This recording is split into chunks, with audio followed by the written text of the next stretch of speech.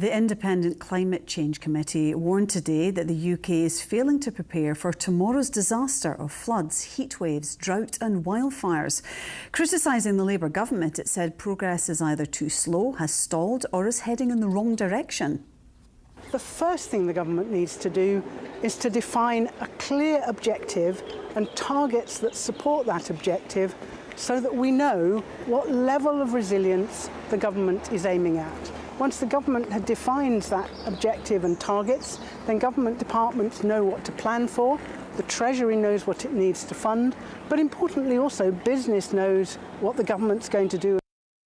The UK government's climate strategy today also seemed to come under pressure from another direction, with Tony Blair calling for a radical reset of net zero policies.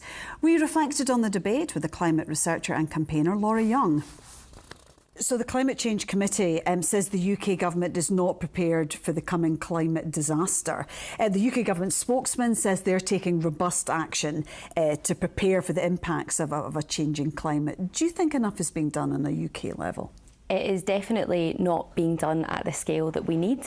We need to look at the impacts of climate change that we are already seeing in places like Scotland with flooding and extreme heat, and those are going to get worse. That science that we know is absolutely true and has been predicted for many years is going to continue to make this worse. So we are not prepared when it comes to being resilient to climate change and adapting, but of course we also know that we are sliding back in terms of pushing forward with renewables and also helping making houses more efficient, transport more efficient and making those green choices as well.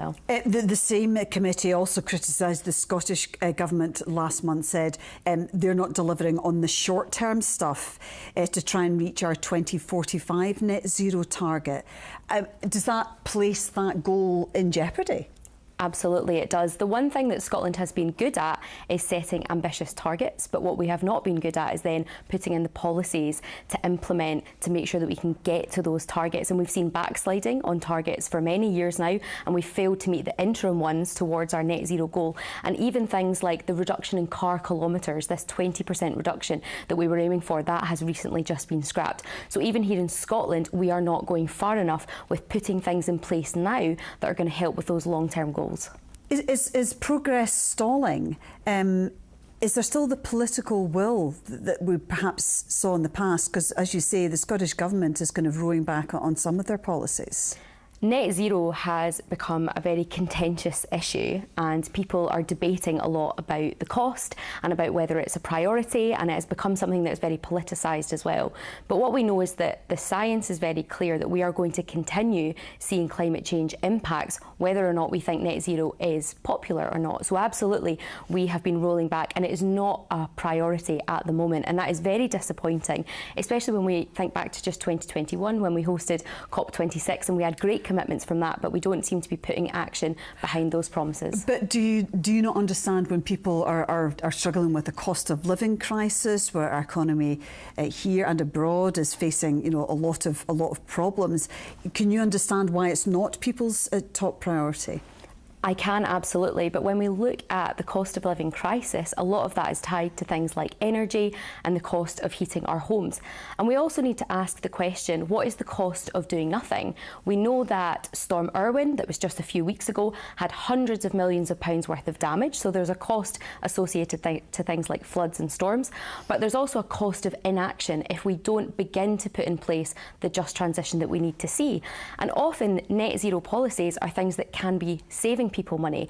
We like to talk about the shiny technology, and I guess that is part of it, but also part of it is things like insulating homes, getting double glazing, looking at making things more efficient when it comes to energy, looking at transport. So there's also cost savings. But the big question is we need to look away from short political timescales and look at the long-term savings that we will make by not kicking the can down the road. I wonder what you made of what Sir Tony Blair has been saying. He's not a climate sceptic, but he said people feel they're being asked to make financial sacrifices and changes in lifestyle when they know the impact on global emissions is minimal. I think Tony's comments were out of place, and I think a lot of people within this space are frustrated that he has come in and criticised so heavily without really giving a lot of extra policy ideas. But I think it's really important that we focus on the fact that we need to be saving people money, and actually looking at net zero and a lot of the efficiencies that come from that is something that we need to be doing. But also there are changes that need to be made that are nothing to do with net zero.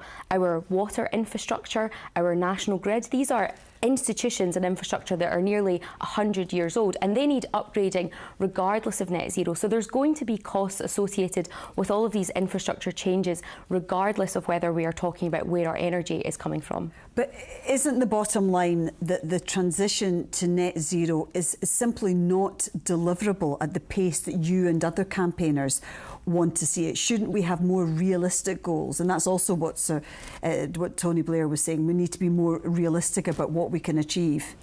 The worrying thing is that what we are looking to do is a just transition, starting right now, to extend the process of moving from fossil fuels to renewable energy and adapting to climate change. If we say that's not for now, that's too expensive, we push that into the future, and that transition has to happen at a steeper pace, and the cost will be a cliff edge, and that will be something that we don't want to happen. So we actually want to extend the process and make sure that we have time to make the right decisions. OK, Laura Young, thank you very much indeed for joining us.